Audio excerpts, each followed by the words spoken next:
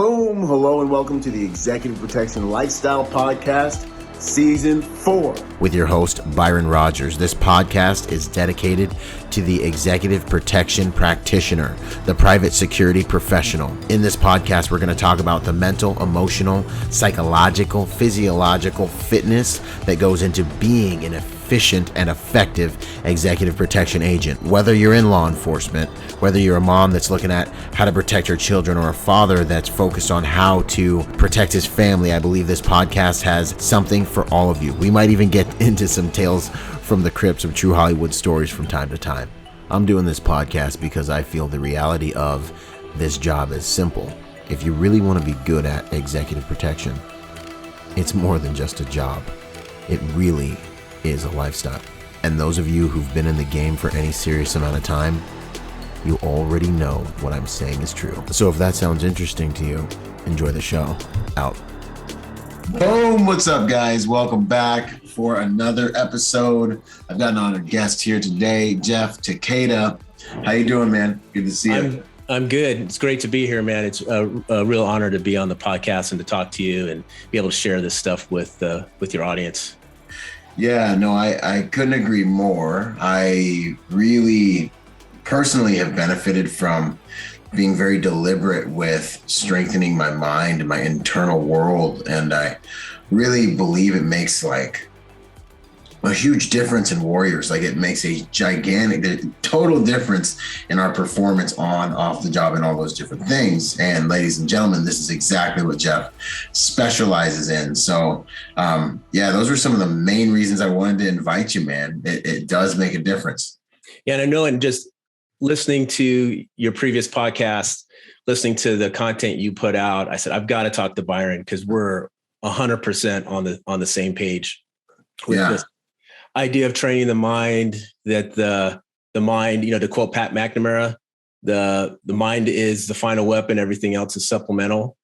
And I think really that there's a gap in our training generally in military, law enforcement, executive protection, just across the board.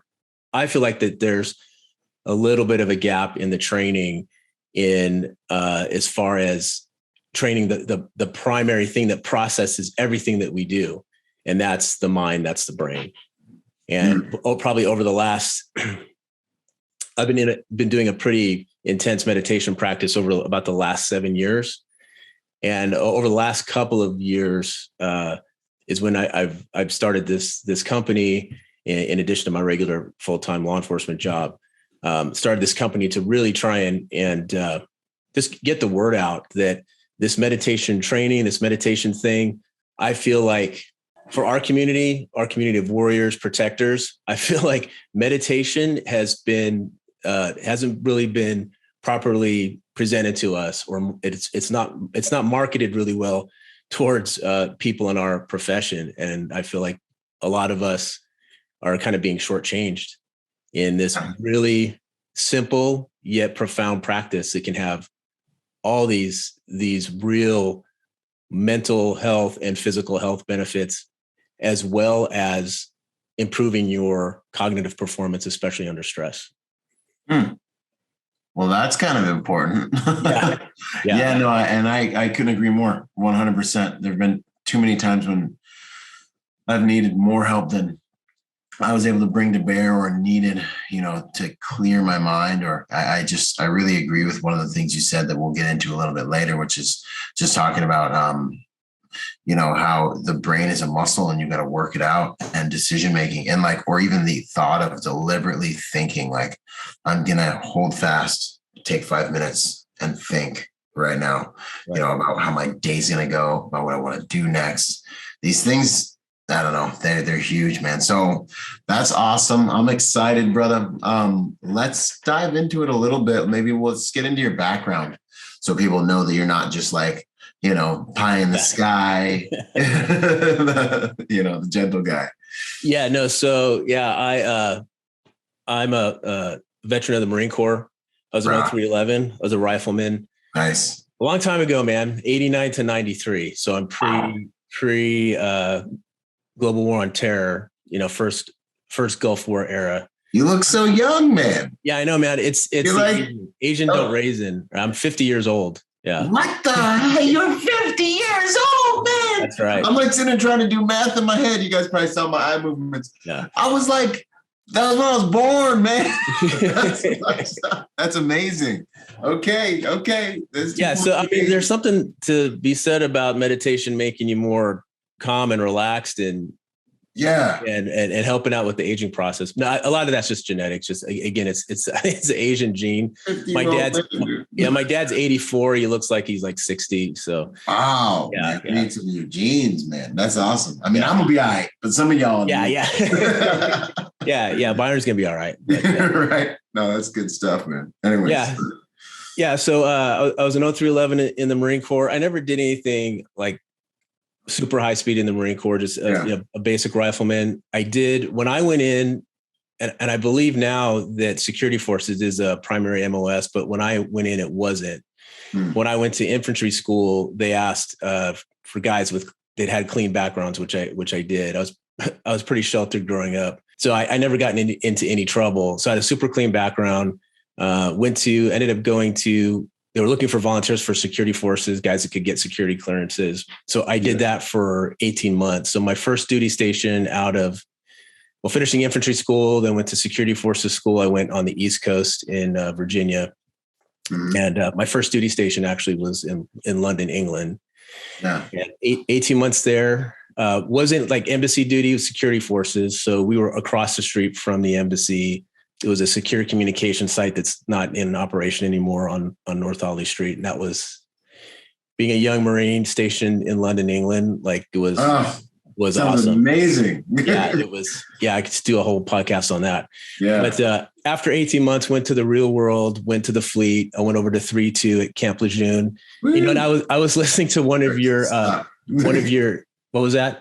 Then it started to suck. Yeah. And, I was listening to one of your early podcasts where you're talking about your background. And I think you described the fleet as, what did you say? It's like a cross between Juvenile Hall and something else. Lord of the Flies. Yes. Yeah. Uncle Sam's Misguided Children. Rap music on blast, country music on blast, rock music on blast, everything else in between. And a lot of, and it was like, and I worked for the California Department of Corrections for a period of time. Yeah. I mean, the fleet, it's like, I mean, it's a complete institution. You're like institutionalized. It's just, it's just in a different venue. Yeah. Mm-hmm. And I really love the hearing about your experiences in the fleet, because I mean, it really, for me growing up kind of sheltered, it was a huge education for me. And it was a real, even just going through boot camp, it's that I think all young men really need to have that rite of passage to have direction in their life. And definitely boot camp was that. And then the fleet was another level. And then I got out of the Marine Corps, and I went to work was doing the community college thing, went to work for Northrop Grumman Corporation out in the Antelope Valley. And back then, the B-2 bomber program was still a black program. So I was fortunate to get a security job working directly for Northrop Grumman right out of the Marine Corps. It was a good job. And then went to at some point they contracted out when the program wasn't super classified anymore. And then we went to they contracted out to Pinkerton Security, which I think is now Securitas, but it was still that good aerospace contract. And then I got the opportunity there to do some overseas contracts. Actually, they were contracted with Motorola and Hughes Space and Communication to do satellite launches over in China and in former Soviet Republic of Kazakhstan. So I got to spend probably like 10 weeks over in Kazakhstan on that detail, which was really cool. It wasn't high speed at all. It was basically standing guard on stuff, but at the time it paid really well, and it was just a great experience. I did in that time also, I ended up going in I finished out my inactive reserve time in the Army National Guard. So I went to the 40th Military Police Company out of Los Alamitos. Okay. Did that, went to work for Department of Corrections. And then I ended up, my first local law enforcement job was with a small city in Southeast Kern County, California City Police Department. Worked there for 11 years, small agency. So you got to do everything. Yeah. From patrol to so we had our investigations unit was like 2 guys. Uh-huh. And I rotated into that investigations unit within a couple of years, just kind of out of necessity. They were just rotating people in and out of it. Mm-hmm. And that's where I really kind of found my niche, as in investigatory work, detective work. I ended up working child abuse cases, crimes against, like crimes against children. We worked homicide cases out there as well. I ended up I was a sergeant out there. And then back in 2012, one of my buddies lateraled over to Simi Valley PD out here in SoCal, and kind of followed him over there, went and checked out that agency. And I've been there ever since 2012. And I've worked, patrol, I've been a SWAT team member, again, major crimes detective. Most of my major crimes detective work has been, again, in child abuse, crimes against children, child sexual exploitation material, ICAC, NECMEC cases. Stuff, yeah, crazy stuff. And I also got a chance to work in a federal task force, a federal counterterrorism task force for a little stint.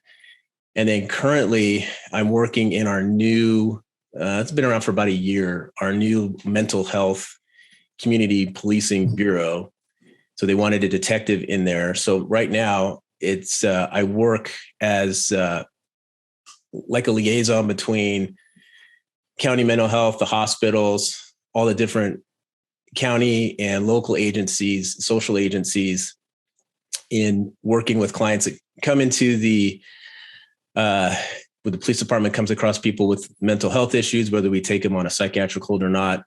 I work with behavioral health, making sure that they're plugged into services. And the big thing I do is, oftentimes, I found this at the task force too, oftentimes people that are making these serious threats against either the government or against individuals, including threats of doing mass shooting events, there are always some type of mental illness. There's usually some type of mental illness component there. So in my job now, I'm also doing threat assessments. And I have a joke in our new unit that they should rename our unit the Homicide Prevention Unit, because we've got a couple of clients that I believe we prevented them from moving on to like more serious crimes, like actually preventing a couple of homicides in a couple of these cases. So it's been really rewarding work. I joke around. I joke with my partners, especially my old partners, that I'm kind of like a social worker now, but I mean that in a good way. And the other component of that is I've gotten the opportunity, just running across people that call the police for help in the mental health capacity, running across veterans, and working with a couple of veteran nonprofits, and really seeing where the VA has kind of failed these guys, and then being able to work with them and connect them with the nonprofits or other options available to them, coming to them as another veteran. That's probably been the most rewarding part of this new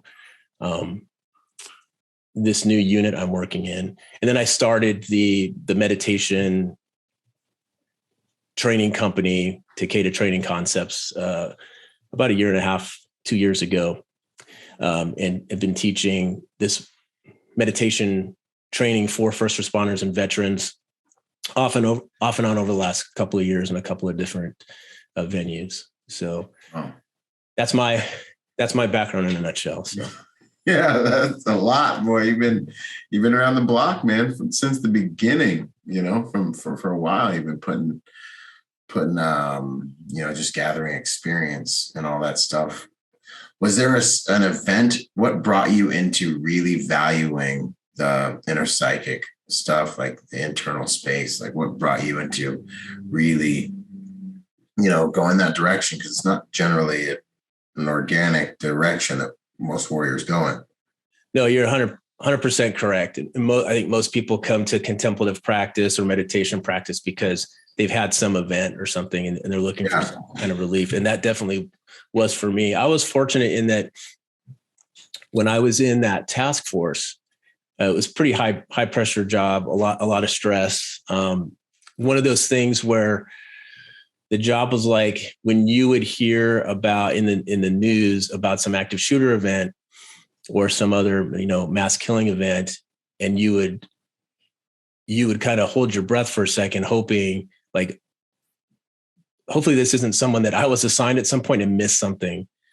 So when you would get assigned cases on individuals or whatever it was, there was so much, it was a lot of pressure and a lot of responsibility that on your shoulders to make sure that you were doing everything you could to investigate this case and prevent some horrific thing from happening. And while I was there, I saw, unfortunately, was knock on wood, it was never me, one of my cases, but there were a couple events where these guys had, there's a couple events where these shooters had been investigated by the task force, by the federal agency I was working with, and it got missed, or, there's been some catastrophic failures there.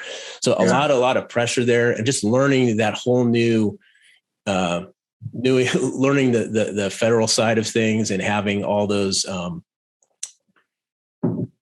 new dynamics to work with was pretty stressful. So my boss at the time on the PD side, my commander, he noticed that that I was pretty stressed out, and he said, "Hey man, I can tell your mind's kind of all over the place and this is stressing you out. You need to kind of get your mind right." And he gave me this book and he said, "Hey, do this practice." And come to find out, this commander's had like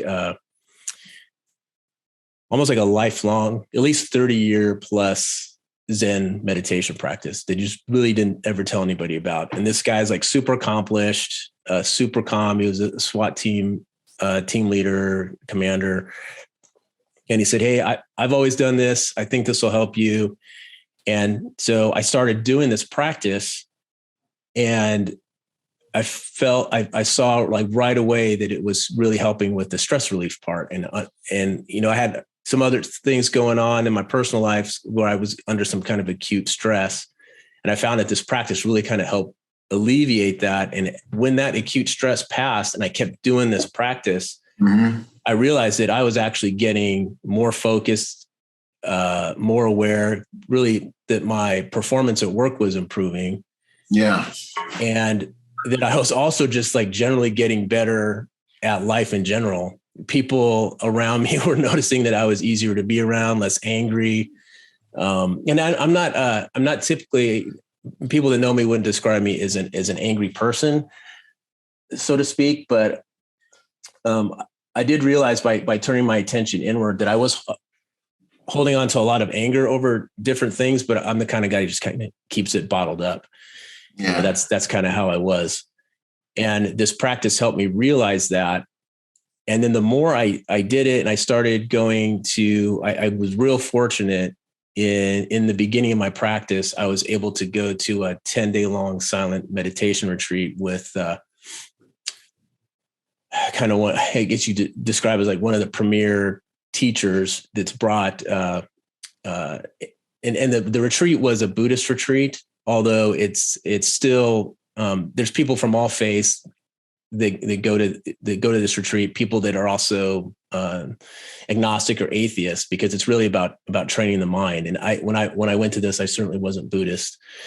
And when I went there, the teacher there, a gentleman named Joseph Goldstein, he's written a ton of books.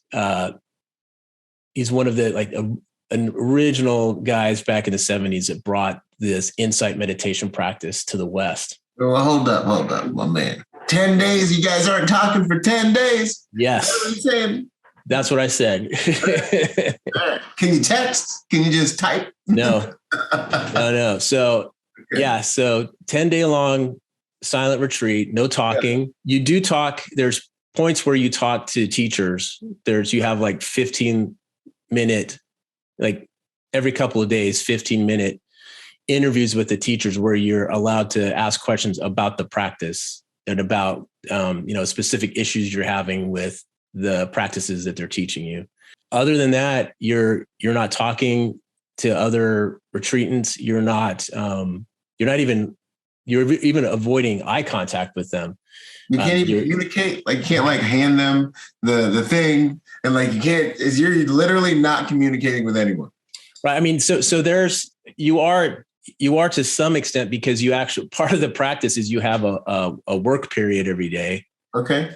Right. And so I was in the dishwashing group. Right. And so we had to communicate there when we're doing stuff in the kitchen, but it's minimal. It's really minimal. Yeah. So, and it's no joke. It's formal meditation practice, a sitting meditation, 45 minutes at a time, and probably, maybe 10 sessions like that a day. Walking meditation practice. You're doing everything mindfully there. So you're really paying attention to what you're doing. And every morning the teachers give you instruction, like, this is what you're working on today. And that's it. There's not a lot of guided meditation practice. There's guidance in the beginning of the day. Like I said, you're working on that throughout the day. And then at night, there's about an hour and a half, 2 hour long lecture. And then that's for the big boys. Like, this isn't a beginner meditation kind of party. There are beginners there.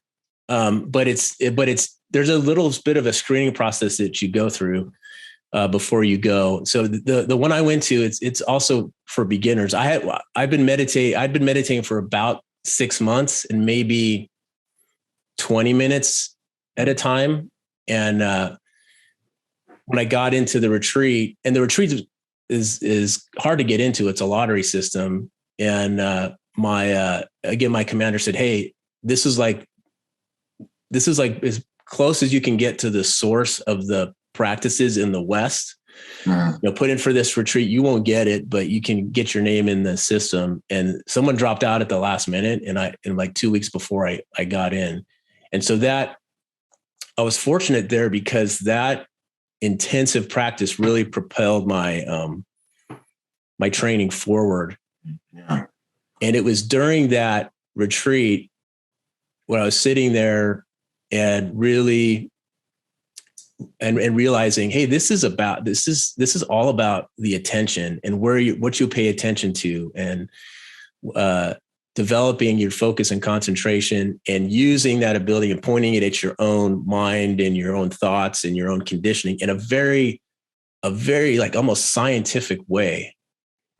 And realizing, hey, this is something. One of the big things that this practice helps you with is improving your ability to pay attention to things on purpose, especially when there's conflicting things drawing your attention. So redirecting the attention to something you want to pay attention to on purpose. That's a basic drill and practice. And right away, I thought, this is something so practical and so important that law enforcement people should be training in, and should be, this is helpful for what we do in our job. Yeah. In relating to EP work, I haven't done a ton of EP work. I've done, when I was at the task force, I did a little bit. But I know, just especially having worked with Secret Service guys that spend a lot of time. And I thought, same thing, like I'm sure you can find in your own EP experience, just being able to keep your attention focused on, especially when you're like looking at the same area or the same crowd for a long period of time. You have to make it entertaining some kind of way, man. You have to, it's that kind of trained observer thing, but then I make it entertaining. And I actually do that by being really present with what I'm doing. Like, I really will analyze people and like try to figure out what they had for breakfast and like, and then zoom back out and then zoom in on something else or someone else. But I mean, this is really fascinating to me. And you're saying like it makes you kind of better at life. what would you say? Is there like I guess I'm going to get to that question, but like, how would you say most warriors should look at implementing a discipline like this into their lives? I think they should look at it just like PT, just like physical training. So you engage in whatever type of physical fitness regimen, CrossFit, running, weightlifting.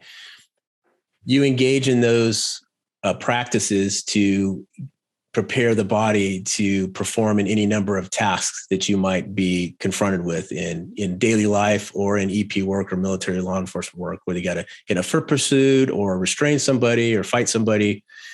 You have to have some level of physicality to do that. And you do this this kind of general physical fitness training to prepare the body for any of those things. Right. Mental training is the same way. This practice is generally working on improving the infrastructure of the mind, the infrastructure of the brain, so to speak, to have that capacity for sustained attention, awareness, and it's also training the ability. It's improved. I should say with this prolonged practice, it's improving the capacity to stay calm under stressful conditions as well. So I think you should look at it like, hey, I'm gonna work out an hour a day or 2 hours. I'm sure you work out like 3 hours a day. However long, you should look at it like every day. I'm going to take some time to train the body. I should set some time aside to train the infrastructure of the mind and brain. And you can do that with this practice. And the new science is saying as little as 12 minutes consistently every day, and you'll reap benefits. And the longer you do it, if you can get up to 20 minutes or 30 minutes, the better. But minimally 12 minutes. 12 minutes a day. We are doing this practice, and there is science behind it actually doing some pretty good things for your biology and your neural pathways and all that stuff. Exactly. Really? Exactly. Yeah. There's a really good book that just came out. Actually, I have it right here, and it's called Peak Mind. Okay. Dr. Amishi Jha, and she's a neuroscientist. She's done the most work with veterans, military, and first responders, in really testing out how these practices can be implemented. Same kind of, we're all teaching the same stuff, but what's been really great about her research is she's done stuff with the Marines, fire departments, Army Special Forces. And so in their lab, they were able to on Audible. They got it on Audible, y'all. They got it on Audible. That book, it's a wealth of information. It's explained very well about how this practice is training the attention. Wow. And what's great about the research she's done is that especially when they're coming up with a program for deploying troops, they were trying to get it in the shortest compact package as possible. So they came up with, they found that 12 minutes was kind of the minimum dose, so to speak, every day. Okay. 12 minutes per day. And how would you describe mindfulness? Because I hear the term thrown around all the time, Yeah, it's definitely kind of a buzzword. And I think it's misunderstood. And in a lot of ways, but it can be, it's hard. Can be a difficult term to define. It's kind of like trying to define art. It's kind of like trying to clutch water in the hand. Yeah. Yeah. But the way I would explain it is it's a couple of different things. Mindfulness, or like mindful awareness, it's a state of awareness, basically. So if we look at mindfulness as a state of awareness, it's pointing your attention at something mindfully, means looking at something as objectively as possible, looking at that experience with non-judgment, openness, and curiosity, looking at something, again, objectively as possible, and for that moment, disregarding your own biases and filters, or your, rather, I should say, your preferences. So you might be aware some experience you're looking at mindfully, you are, an example would be if you have, and this happens quite a bit in prolonged sitting, you're sitting and then you have a pain in your back, a pain comes up in the back. Looking at that pain mindfully would be focusing in on just the physical sensation of the pain and being aware of the difference between the physical sensation of the pain and all the thoughts that you're generating around it, which include like, I don't like this, or negative thoughts like, I don't like this, or this is never going to end. This is, creating like this negative state of mind around it. Looking at it mindfully is not getting caught up in the thoughts around an experience and just experiencing it for what it is. It sounds a lot of very stoic, man. A lot of stoicism-ish kind of vibe. Is there major differentiators there? Or? No, and in fact, a lot of I found that a lot of the mindfulness practices, or rather the mindfulness concepts, are right in line with stoicism. For sure. So especially, big part of stoicism is focusing on what you can control versus what you can't control. Mindfulness and meditation fits in there because you're developing the awareness to realize the difference between those things, because sometimes it's not that clear, especially in the moment. Mm-hmm. You realize that you're focusing on something you have no control over, that's spinning your mind up to be agitated and angry. Right. But if you can kind of back off and look at it more objectively and seeing the situation more clearly, you can respond to it better than reacting to it. Right. So the other, the kind of textbook definition of mindfulness, and something I didn't mention is in 2019, I went to a year-long mindfulness facilitators course at UCLA. And as far as I know, I think I'm the only the third cop that's been through the program. Okay. And in that program, UCLA has a mindful awareness research center. It's been around, I think, last 20 years or so. They've done a lot of research around evidence-based secular mindfulness. And I think that they have the best program for a consistent standard on what a meditation mindfulness teacher, what type of skills they should have and what the best practices for teaching meditation and mindfulness are. But wow. Their definition of mindfulness is paying attention to a present moment experience with openness, curiosity, and non-judgment. And that's the awareness part of it, pointing that attention at something, again, with non-judgment, without getting entangled in it, conceptualizing it, just experiencing it for what it is and not trying to do anything with it. Just whatever the experience is, just observing it for what it is, seeing it as clearly as possible. Right. And then when you get in, people talk about, what's mindfulness meditation? Well, meditation is simply the practice or the training to develop that awareness. Mm-hmm. I'm sure that's clear as mud. Yeah. Right. Yeah. No, I dig it, man. What is so then mindfulness meditation, what does a session of that sound like? Or look like in your mind? Do you sit down? Do you have to sit down? Can you do it anywhere? Do you have to have a quiet room, or what would no, that it's look like? You can literally do it anywhere. You can do it standing up or sitting down, sitting in a chair. You don't have to sit cross-legged on the cushion with incense and barefoot or Birkenstocks or anything like that. It's a really simple practice that all that you're doing is you are getting in a comfortable position, what we say a relaxed but alert posture, sitting, standing. I don't suggest laying down, because laying down, you have a tendency to fall asleep. I usually fall asleep if I lay down. Yeah. But if you're trying to fall asleep, this can be beneficial for that as well. But what the basic practice looks like, you are going to get in that relaxed but alert posture, focus your attention on the felt sensation of the breath.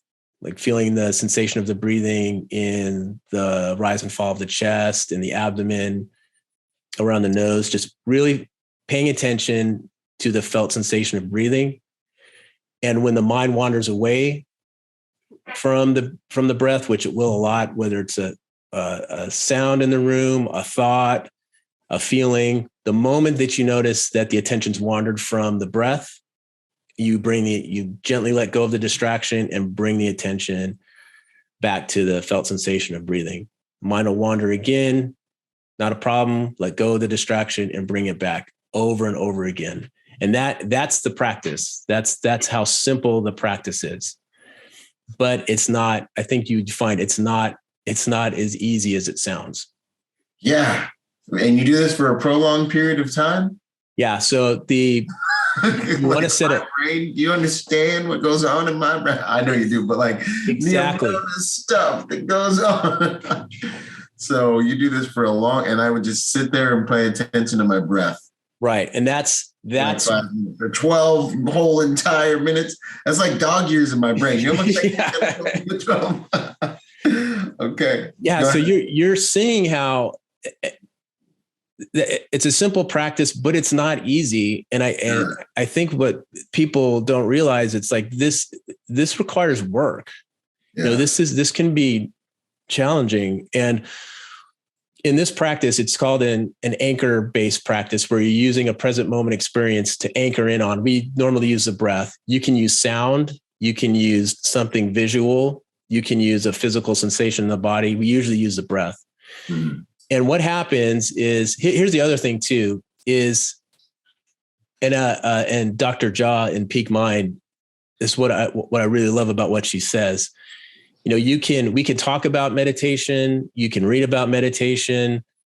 It's like bike riding. You can read about riding a bike. You can talk about riding a bike, but unless you actually ride a bike, you're not going to learn how to ride a bike. You're not going to get the physical benefits of bike riding. This is the same thing.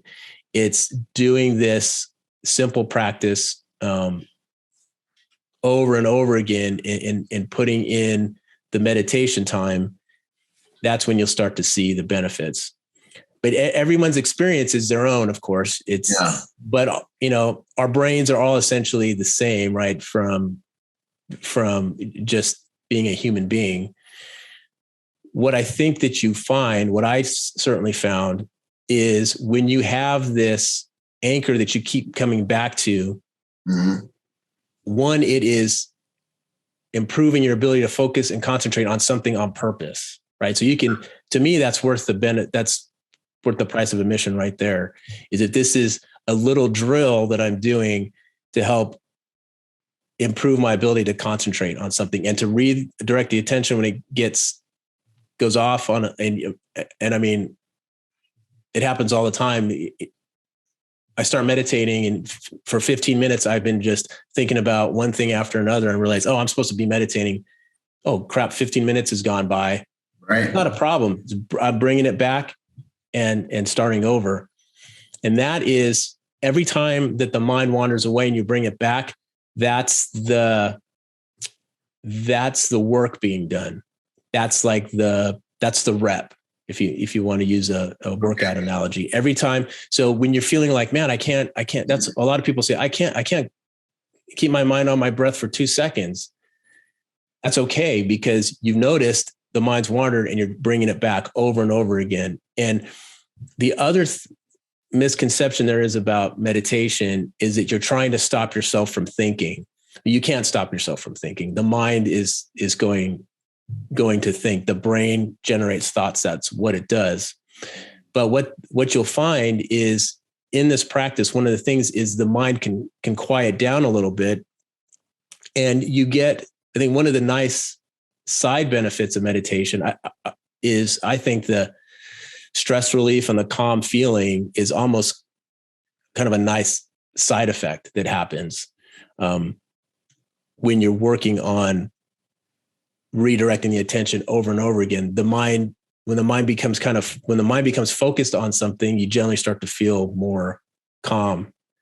That's what I found. It's going back to law enforcement work. Yeah. Having I can remember going to, responding to any number of in progress calls, man with a gun call or some shooting or something like that. And your mind starts spinning up. But once I go focus, redirect, okay, let me just focus on driving from where I am now to where the incident happened. The thing is where the incident is, and focusing on that has kind of a calming effect. Okay. And then taking it one step at a time. And I think that kind of natural function of the mind becoming more calm when it's focused. Yeah. You develop that. That's something else you develop with this practice, because you're doing it consistently. Interesting. Okay. Is there like a state you get to where it just becomes like easy and you're not even like, you just kind of are in a flow, or is it always kind of like work? You know what I mean? Like, I don't know, when I'm like when you're on a run, for example, like the first like mile is like kind of like you're getting your body warmed up. Then all of a sudden you're like just kind of running and you're like, all right, cool. You know, and you break through this like threshold. Is there anything like that happens? Yes, for sure. So and it can be fleeting, but it's the same. It's like you talk about getting into flow state. Yeah. Right. When you're just, everything else kind of drops away and you're just in the moment, whether it's you're something work related or you're playing basketball or something. You're just in the moment, right? Getting that flow state. So mindfulness isn't flow state, right? Meditation isn't getting into flow state, but it creates the conditions for getting into flow. And so once the mind becomes kind of settles down and becomes concentrated, it's hard to explain because it's different for everybody else. But in a meditative practice, there are times when you do get, the mind becomes concentrated, it's focused, and the awareness kind of opens up. And I can just describe my own experience now. It usually takes me about 10 minutes I usually meditate 30 to 45 minutes a day. Wow. That's impressive, man. Thanks. There's guys that are like an hour a day, 2 hours a day, and regular guys, not like hippies that have a lot of time to meditate. But what I found is usually around the 10-minute mark is when my mind kind of settles and I become relaxed and open and can kind of just sit back and be like an observer of all the experience that's going on externally, whatever's in the environment. I usually have my eyes closed, so it's just kind of hearing sounds or whatever. And then also what's going on in the internal environment. The thoughts are kind of coming up or different sensations are coming up, and I can point my attention at them without getting entangled in them and just kind of let those go. And it's having this kind of overall awareness of everything that's going on in my own mind. And what that really does for you is, you begin to understand your own mental conditioning, your own thought processes, right? You're pointing your attention to your own mind to understand how your own mind works, your conditioning, your thought processes, your biases, your preferences for things. And, there's that, the first principle of Marine Corps leadership is know yourself and seek self-improvement, right? And I always say, well, know yourself. I know myself. Well, maybe not. Yeah. And with this practice, this is really getting to know your own mind and where you might have filters or mental models or biases or preferences that you overlay on experience. You can see those more clearly and realize that's not so helpful anymore, or that's outdated. Like I need to get rid of that. And what I found in daily life, and even in a tactical scenario, realizing, hey, this tactic or technique or the strategy that we've been using, I'm really attached to this because for reasons that aren't practical anymore. Yeah, that's the way we've always done it. That's what I'm comfortable. I'm only comfortable clearing the rooms this way instead of like, let me set that aside to learn something new. And I think a lot of times we don't realize how kind of attached we are to those things, and those things get in the way. So that's kind of a long way to answer your question. You can get into this kind of open, aware state, kind of flow state in your own mind. Heck yeah. That's what's up. I mean, I look forward to it. I'm definitely going to start trying it out, man. And I can really see how this could help with, PTSD or just dealing with things that are traumatic in your life, because the reality becomes like, in that present moment, how are you really doing? Not what's my brain really telling me about the past, or what could be, or, I think that's where a lot of suffering comes from, Yep. But really being here in this present moment, I could see doing that daily can be really helpful for guys that are just struggling, that's huge. Yeah. I think you brought up a great point, is that when you're paying attention, you're really paying attention to what's going on in your mind. You realize when you're, especially for guys that are struggling with post-traumatic stress, or even if they've been diagnosed with PTSD, is that you can notice those negative thought patterns and those loops that you're getting in, and you are one of the things. And, it's important to point out that sometimes guys that are really struggling with PTSD, this practice is used in treatment of PTSD and managing PTSD, but you really need to, and I'm not a clinician or a mental health professional by any stretch. So you need to do this with a little bit of, with some guidance from a mental health professional if you're struggling with that. But you can also do it without it, and just realize if at any time experiences are coming up and you're pointing this awareness at those experiences and it's causing you more angst or issues, then you need to back off, and then, probably talk to somebody. Just be aware of that. But on a more general level, I think I know in my own experience, I'm able to see and become more aware of when I'm stuck in kind of those negative thought patterns. Yeah. And that's causing me I'm causing my own stress in my mind, and I can kind of step back and create some space around that, those negative thoughts, and not re-engage with them. Okay. And then they it's almost like the less attention you give them, the less significant they become. And then they just kind of float away. Yeah, exactly. They can float away, and then but they're going to come back. They could come back, but the ability, you're cultivating an ability to let those things go. But it's different from suppressing them or trying to bury them, and I know in our line of work, especially in the law enforcement profession, a lot of times we deal with those things with some maladaptive behaviors like alcohol and other stuff like that. Mm-hmm. So this practice, I think it's both way overhyped, but it's also misunderstood. And I think it's kind of gotten a bad rap, especially for, like I said, people in our community. It's simply training your brain's attentional system and making the attentional system more efficient. And just happens to be, there's some nice side effects of being calm, feeling less stressed. Wow. I love the way you put that, training your brain's attentional system. That's good stuff, man. What would you say is your proudest moment in the field doing this type of work? Oh man. So I would say that a couple things. And just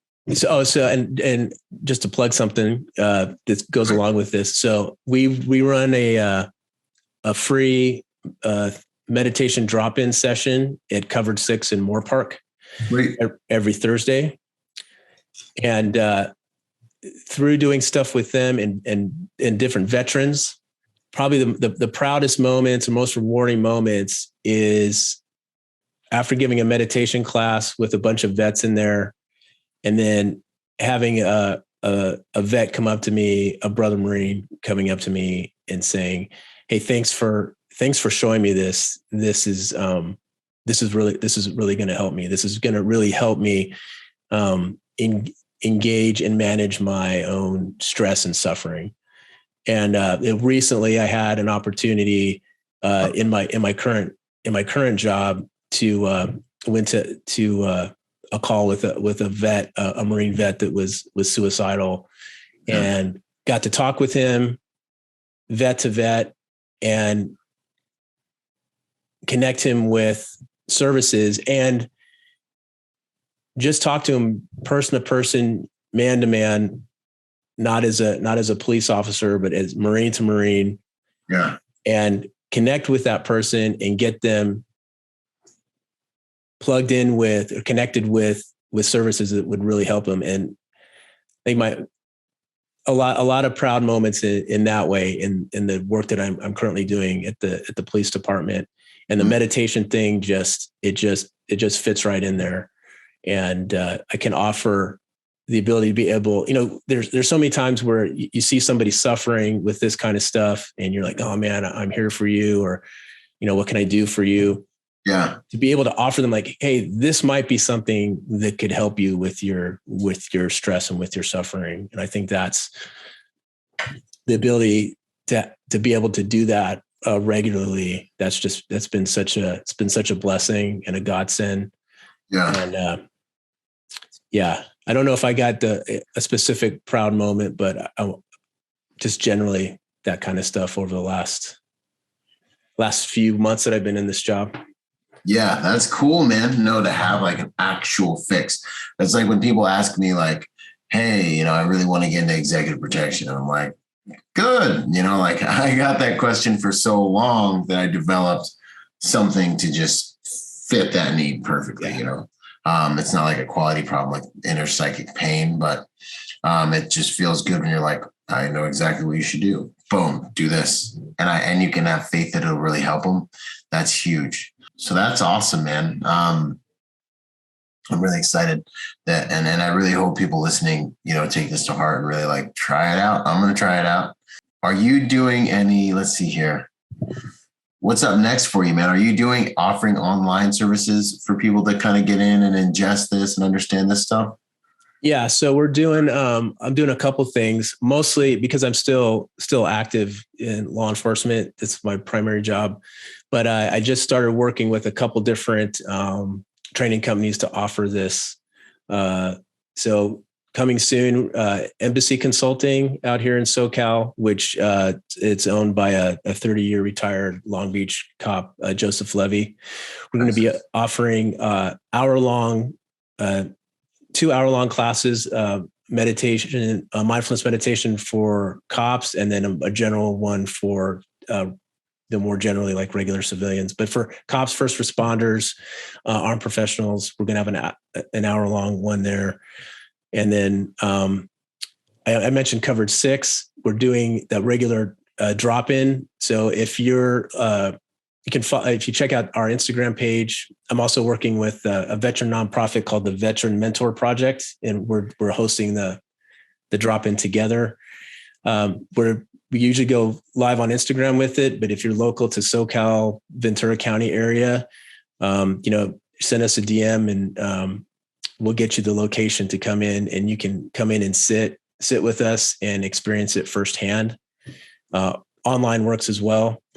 And so also at Covered 6, their online academy, we did about an hour and a half long introduction to mental conditioning. So mental conditioning, or MENTCON, is the law enforcement military EP specific meditation program. So you can get that online program at Covered 6 nice.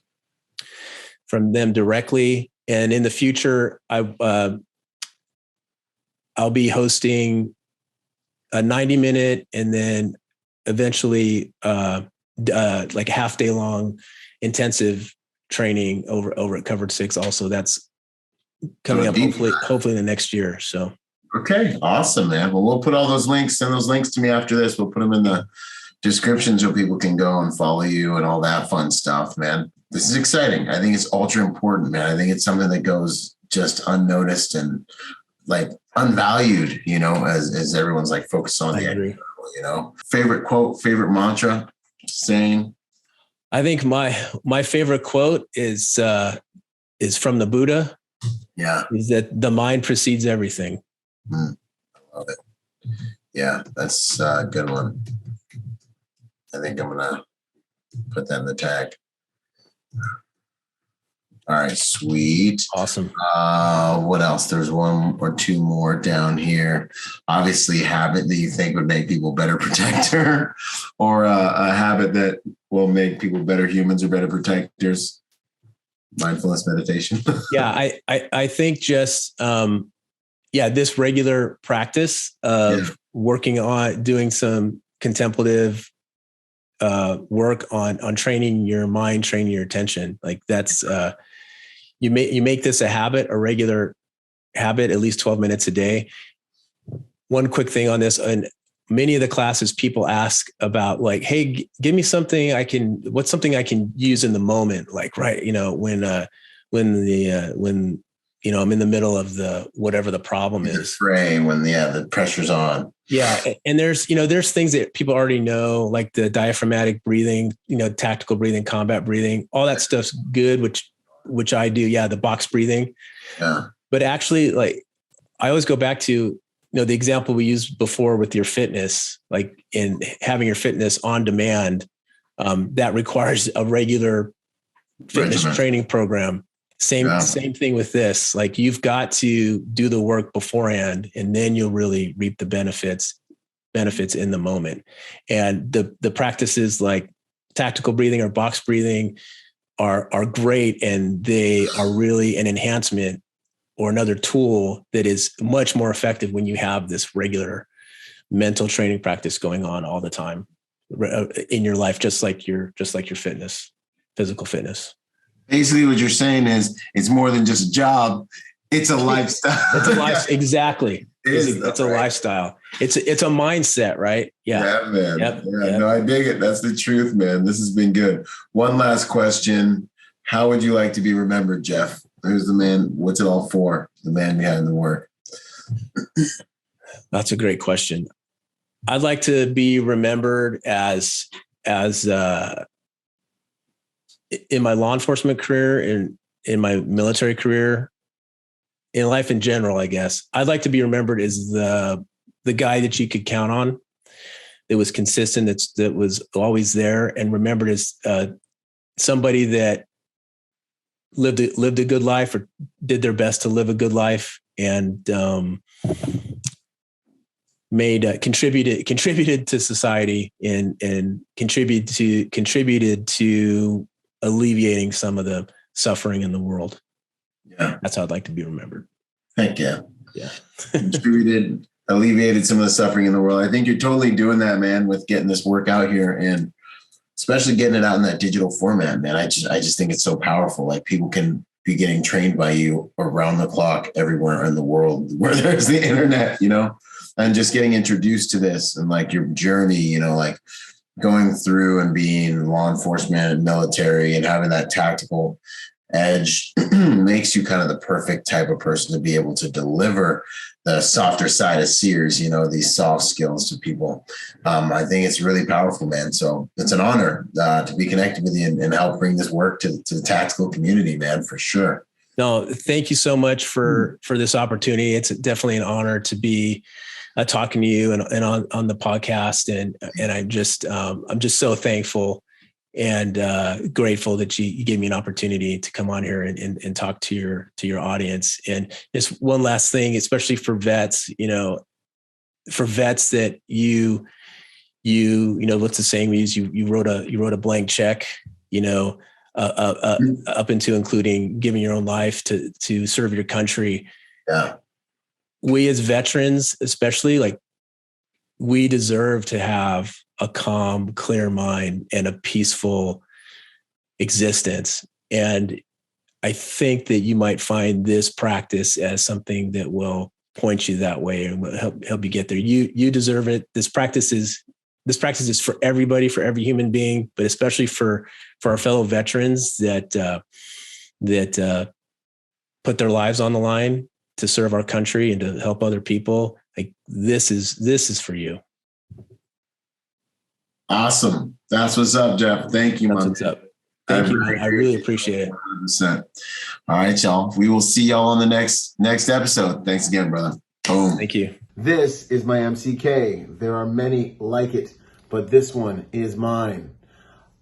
If you've got a firearm sitting around, a pistol that you are not doing anything with, get an MCK. They make them for every single model. If you want a micro conversion kit that will turn your handgun into a force multiplier, get one, man. They are ultra affordable. CAA MCK micro conversion kits are changing the game, y'all. So if you don't have one, you need to get one. Get one. Your women, children, people that are less physically potent will be able to fire your firearm to farther distances with more accuracy. You will be able to fire your firearm to farther distances with more accuracy. I want to get one of these into the hands of 100,000 more protectors this year, because ultimately we are only as good as the nation is only as good as its protection. Your home is only as safe and as good as your ability to protect it.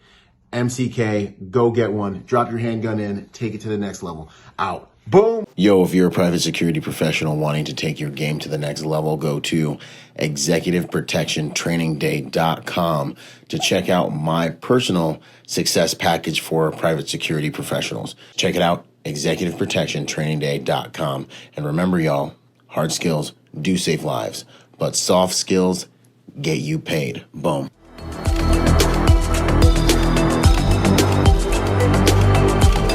Boom. And to support this podcast, go to executiveprotectionlifestyle.com and contribute to our Patreon account. That Patreon account is what helps me make this podcast possible, contributing to this brand, what we're doing here, making it so that I can bring better guests on, making it so that we can plan more events and just expand the contribution to the private security industry, and also to making America a safer place. Do whatever you can, contribute whatever you can, because it makes all of these things possible. Thanks for those contributions. Yo, and before we go, I got a shout out to the sponsors, starting out with Primary Weapon Systems, PWS. They truly are the evolution of the rifle. Use Byron for 10% off. Grayman & Company, the most comfortable tactical suits in the game. Use Byron for 10% off with them. Until the next podcast, this is Byron Rodgers, protector by nature and by trade. Out. Boom.